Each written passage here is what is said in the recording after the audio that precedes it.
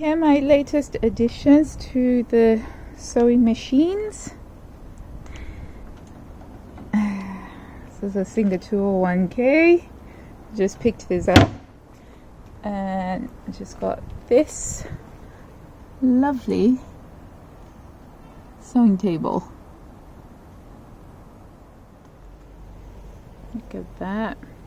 Buff 230.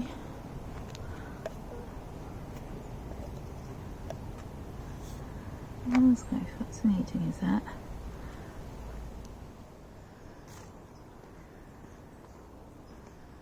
okay, this is the inside, cobwebs, etc, etc.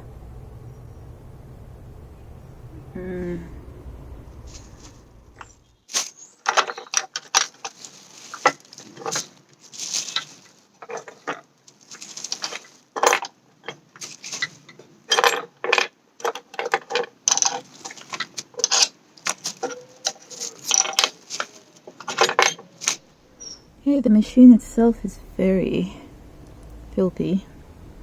You can see all the way down there, there's some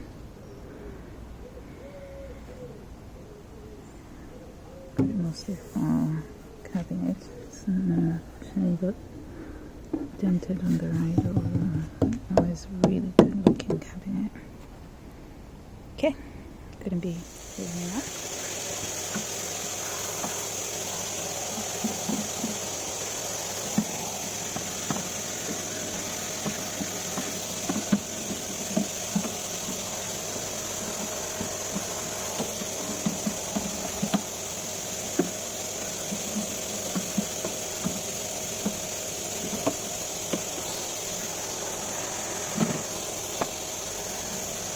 So the first thing that I have to get is this motor out so that I can get the machine out, because it's connected by a cable, and then I have to take this apart and everything. Wish me luck.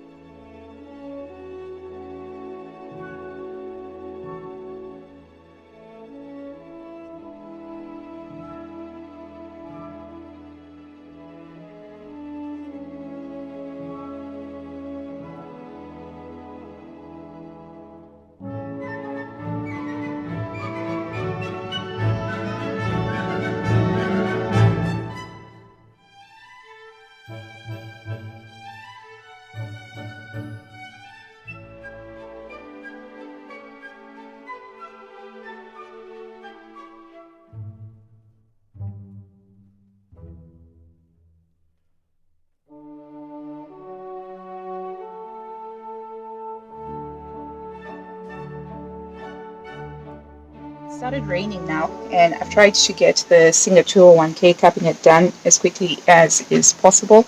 I've created a makeshift tent using the car and an old oilcloth table. So I'm just going to finish that off. It's raining. Very frustrating. Never mind.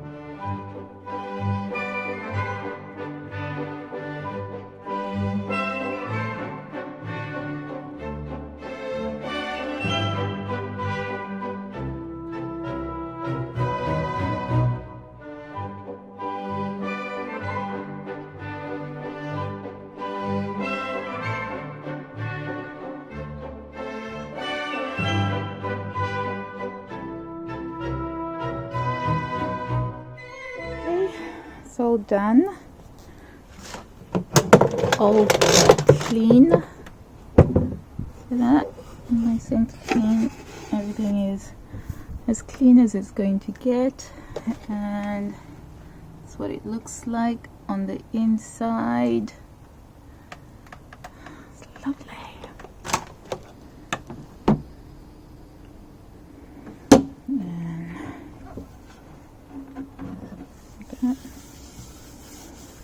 Really nice and smooth. Yeah. Okay, it's mostly done. So it's got these doors. This is the back of the cabinet. I just with my trusty WD-40. So this is the back of the cabinet, and these doors only open out this way. I'm going to have the cabinet against the wall, so I'm going to be using this. But over to the side, we have a little door on here, which is where the power cable lives in. And then round to the front, you have these doors here that open out like that, where the foot pedal is. And then you have these doors here that go in like this, and then there's this funky cast iron pipe, which you can't really see what it does, but then these drawers, they go in here. So it looks like this. Good looking cabinet. Good looking cabinet. It came with a case that's got some attachments. I can't wait to try and use those and see what's what with them. So there you go there. Okay. Okay, and so we figured out that this is a spring mounted. It goes up like that, and okay, do it from the side. How cool is that? That's pretty awesome. an oil hole for so there's something here that says 145. Was it I45? One key thing to note when dealing with old vintage sewing machine cabinets is always check for any signs of woodworm. Look under the cabinets, and I always use this woodworm killer in any of the holes that I find, and I'll leave it out for a bit to see if there's any sign of live woodworm infestation. You don't want that because here in the UK we have a lot of wood and timber that's used in our buildings. But I managed to get the boys to bring them up to the attic, and this is what they looked like in situ. There's still some more work to be done on the machines themselves, but I'm getting started on that, and that should be the subject of another video. I'm pointing out the cabinet that I will be replacing with that newer, more stable, shinier, sleeker cabinet, and this is the 201K, one of my favorite machines that's actually going into the new cabinet that I've just cleaned up. I've started working on the base of the FAF 260, and this is what it looks like as I was gluing on the bits that I broke off accidentally when we picked it up from the auction house. Thanks so much for watching. Until next time, happy sewing. Bye.